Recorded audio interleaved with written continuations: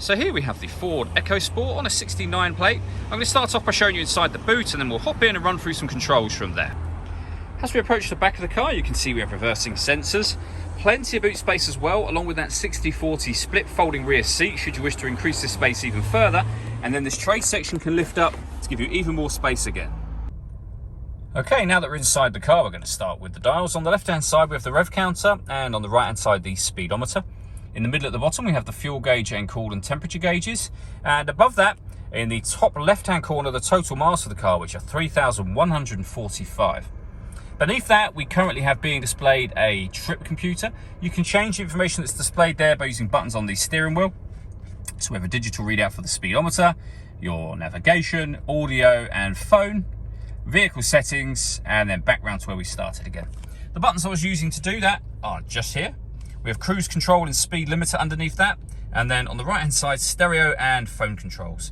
You won't be able to use the phone controls until such time as you pair up the phone to the car, and that is done over on the touchscreen just here. Hit connect a phone and then add phone.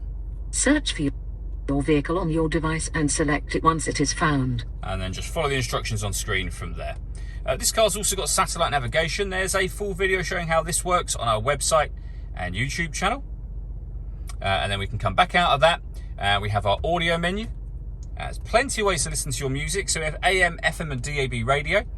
Bluetooth audio, so you can stream your music wirelessly. This car's also got two separate USB inputs. So if you plug devices into those, they will appear up on here as further options.